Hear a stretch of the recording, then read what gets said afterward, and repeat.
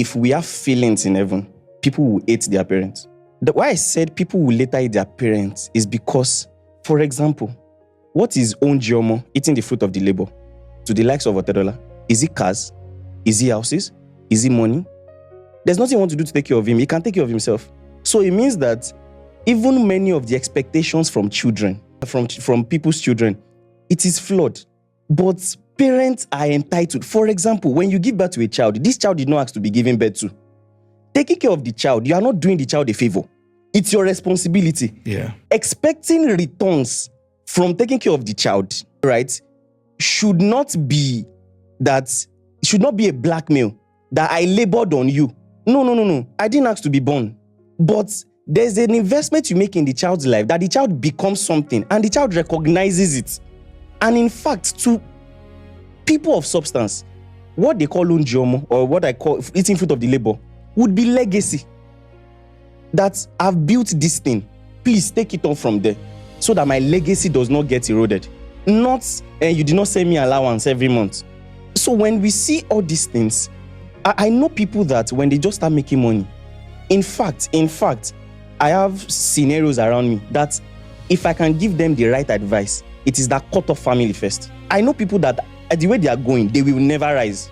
And that's why I said by the time they now find out at the end of their life that why didn't you rise? It was family. For everyone coming from a poor background, at a level, at least for like 5 years of your life, you need a level of wickedness. You will see people that you love suffering and you won't do anything about it, even when you can. It's just the way to come out. It's the way anybody can come out. Because if I have a cup and it's half full and I'm pouring to everybody, they won't have enough, I won't have enough. But if I just wait up until my own cup is full, I will overflow. They will end up having enough. I would not reduce. True. So many people start pouring from an empty cup too early. I've seen someone who, as we speak right now, is dealing with it. Why? He literally liquidated his business to take care of his dad. The father still died. If they had lived... Now, this is not to demonize them for not knowing, because it's also because someone did not teach them better. So that's why they didn't do better. But that you didn't know, I can't bear the consequences for it. Sir, when I first started making money, I was still in school. I was selling clothes on campus. I was making pretty well for a student. Yeah. But I've been so entrenched in the thought of take care of everybody around you that I will literally call people that, do you need money? Because it's not just about giving back to people at home. Is that, check it very well, even you don't know what to do with money anymore. After graduation from university, I discovered that none of my friends, except the one that we lived together, which we met, let me just say by divine providence. Yeah. But apart from him, none of the rich kids in class was my friend. It said one thing: I don't know how to relate with rich people. All of my friends were fellow poor people. When you see them, you think that they are not serious with life.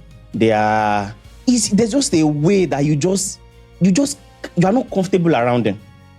And that's because growing up, you hear things like, Mafarawa Amolo, don't copy, don't act like the rich kids. Baba, his own father has money, your own father does not have money, you don't even have father self, this and this. And those things, they are shaping you. Do you feel sometimes people don't have under pressure to impress? Yes. What this upbringing does to you is not just that you don't have money in your pocket, is that your identity has been redefined. So you get to a place, because you know that you are a small person, you find every alternative to feel like a big person. So you are trying to look it, you are trying to buy accessories, because deep down you are a nobody, you know it. So this is a whole cycle on its own, that people have things that gives them sense of validation. Exactly. That's the only way they can face the world. Without it, they know that they are nothing. Even people that say things like, I can't marry a guy that does not have this or have that. If you are a lady that is truly high quality, you won't need to say it. Your environment alone, the quality of guys around you will be different. And even if the guy that does not have the financial capability comes around, there's something else that will attract you. You will know that is a potential. you won't need to say it. It won't even be a thinking that I don't want to marry a poor person. Naturally, you won't even have people like that around Your social circle, where you go, who you meet. You can't meet them. Filters already the kind of people that comes around. Only Mr. Isaac Kind can marry Otedola's daughter. Where do I want to meet her? You are additional assets. Now, it's a lot of modeling that kids are exposed to. For example, like a few years ago, people around me know I stopped. You would never find me saying I don't have money. And why? I grew up hearing it so much that the first time I had a deal, someone saw me, and I made a proposal, and it was like, I like you. Come up with a proposal for me on this thing. Wow. And it was like it was supposed to be my first breakthrough. Wow. The total budget for the thing was about 32 million naira. I got to the boardroom, I could not pronounce 32 million naira. What? I was saying, this is the budget, man. She was saying how much. I was pointing to it. This is the budget, man. I could not. I've never heard it before. And apparently, what made me write it was because I was using a template. Wow. So ideally, without that template, I would never have curated anything worth that amount. That's why many people will never have any product that can be priced 1 million naira. What? Even when they think of 100K, they're like, hey, who will pay for it? Because even them, they can't remember the last time they held 100,000 naira. Do you think people around you will like you like this? Honestly, I don't know if I care. Because when they need help, they will still reach out. When I say people should not send money or do, I'm not saying don't take care of them. I'm saying have it on a budget. At a time, it was just airtime I would send. 500 naira airtime, 1,000 naira airtime. At a time, it increased to 10,000 naira monthly. Our parents need to understand that the fact that you could not build wealth means that you can't teach me how to build wealth. So you should let me be free enough to go out and learn from someone who has built. Yeah. But most time, they still want to teach you the same thing that didn't get you the results that you want to get. And when you deviate, you are now a rebel. Recently, I've been advocating that people go back to independent learning. Independent. Don't think you know something because someone said it. No, do your own findings. Because one of the questions I keep asking is, if this person is telling you this is the way they built wealth, for example, check wealthy people that you know. Was this how? No. So why are you believing it? So, but people also are too lazy to go through the discipline of independent learning. They want, just save me some, people just want, just give me a quick tip. Reels. Exactly. Just want that. Just something on the go. Yeah. When I see anybody who can throw insults around, I know that they didn't come from much. They are not much themselves. There was a time I posted something and someone commented that I think he called me a bastard. Are you serious? Commented bastard and all those things. And it was not even anger, it was pity. That it would take someone to just know that you must come from around people that you can call anybody bastard. To use that word. You can't come from people of meaning. I've seen that the people who portray humility and honor the most are not even the people that prostrate, are the successful people themselves. You're correct. You're very correct. I've seen people that are almost mistaking even their PA for them. You're very correct. And I'm wondering that, be proud now, just be proud a little bit. And they are just there. You're very correct. The people who talk down on what you are doing are never people ahead of you. When you look at what's going on in Nigeria, we're not looking at the size of the problem, leadership. When you look at the strategy of the youth, do you think there's hope? To be honest, I doubt it. Even if I am hopeful, I know it's going to take a long time. And I try to break down this into different ecosystems. For example, there was a time I was speaking on a real estate platform. And I said, let's take a consensus.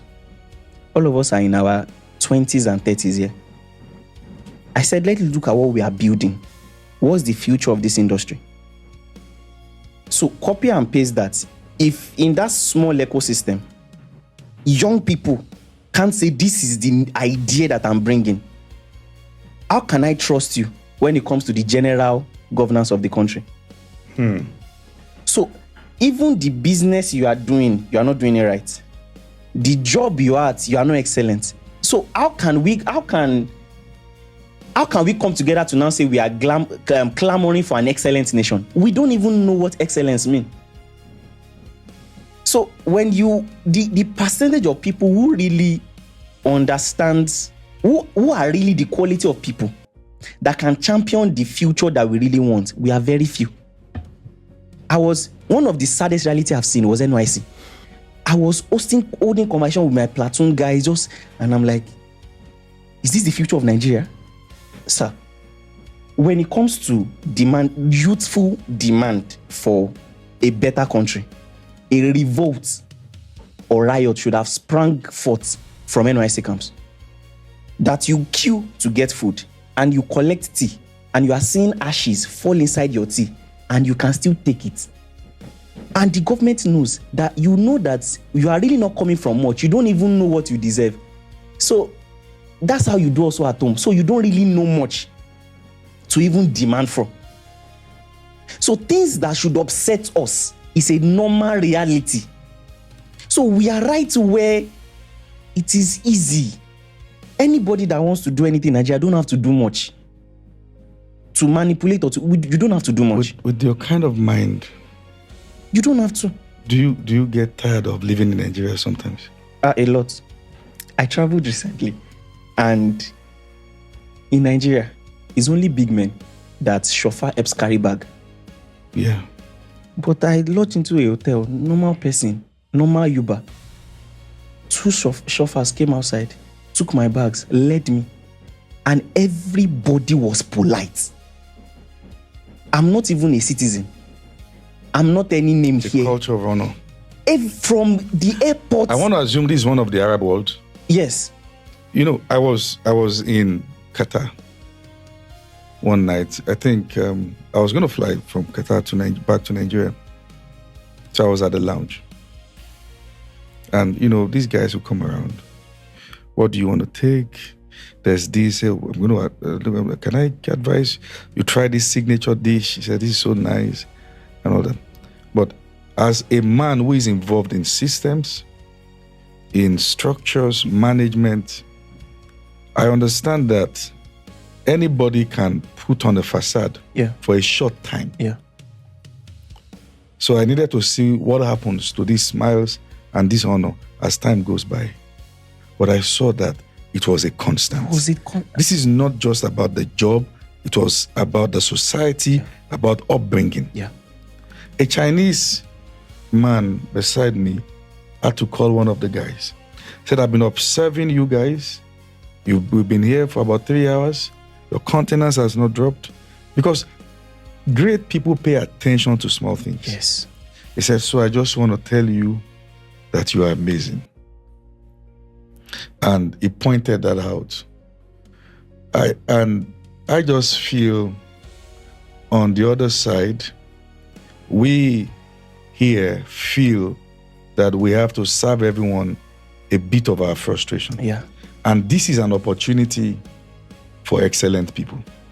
If you are in a land that is full of dishonor and full of disregard, you can create a system that bypasses that nonsense and give people amazing experience even within that place. You have damaged the whole market. Yeah. You see, when there is market competition, you break the force of monopoly. Monopoly can breed bullies. Yes. Since no one is competing with you, you can do things the way you want. Yes. But if you have a case where people are empowered to do similar things, then you know, if you fail to do what you should do, you're going to be hosted out of your place. Definitely. It is. Are you getting tired of being in Nigeria? I wanted to say it is a daily frustration. It's a daily frustration. Someone will open gates for you, expecting bribe. If you didn't give anything to them, you see that they will change instantly to you. Yeah. You get to the airport, from the first person is asking for money. Several things. I've gone to restaurants. If it was one, I would say it was a mistake. Yeah. It has happened several times where they print out slip and you're saying that I only bought one beef. Why am I saying 5 chicken? Well, that's a thing, really. Yes. That's a thing, really. Normally, I just checked once, twice. I'm like, okay, this is becoming a thing.